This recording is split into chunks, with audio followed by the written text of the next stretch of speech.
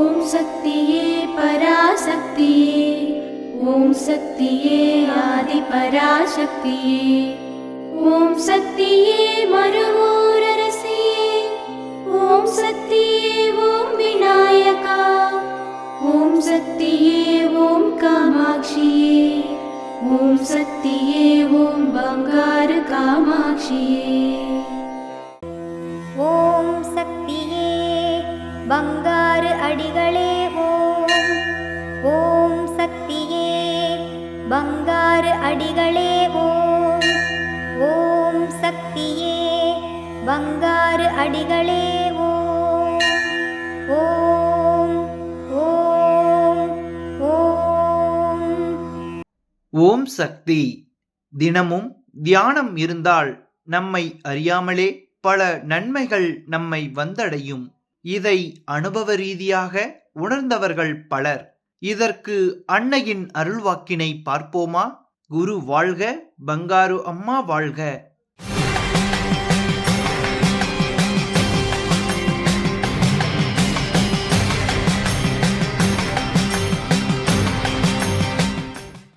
அன்னையின் அருள்வாக்கு. தியானம் செய்வதனால் சகிப்புத்தன்மை, பண்பு, கட்டுப்பாடு உண்டாகும். நீங்கள் எங்கிருந்தாலும் சண்டை சச்சரவுகள், சின்ன சின்ன தகராறுகள் ஏற்படும். ஆன்மீகத்திலும் தியானத்திலும் ஈடுபடுவதால் சகிப்புத்தன்மை உண்டாகிறது.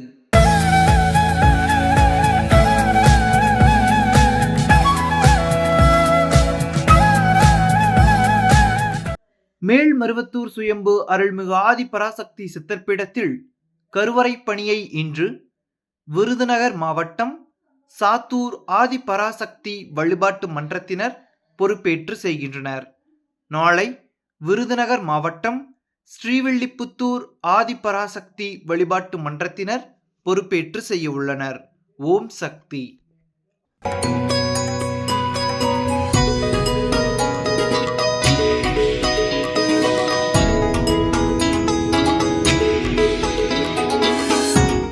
ஓம் சக்தி.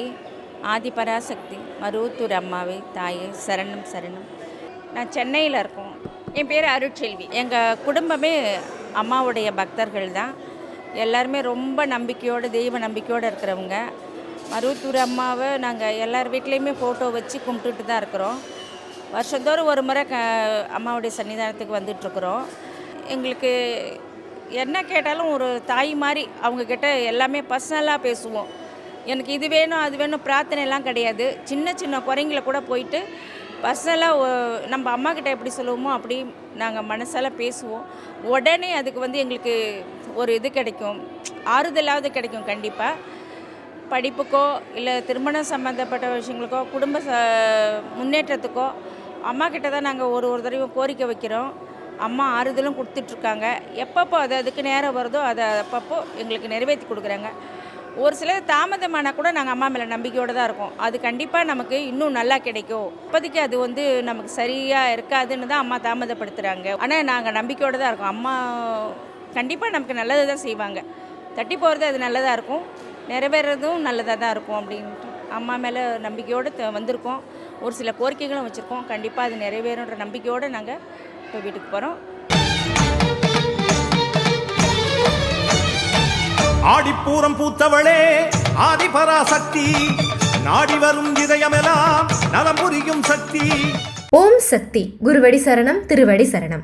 மேல்மருவத்தூர் சுயம்பு அருள்மிகு ஆதிபராசக்தி சித்தர் பீடத்தில் அவதார தெய்வம் ஆன்மீக குரு அருள்மிகு பங்காரு அடிகளார் அம்மா அவர்களின் அருளாசியுடன் 54வது ஆடிப்பூர பெருவிழா இயற்கை பூரிக்கும் விழா.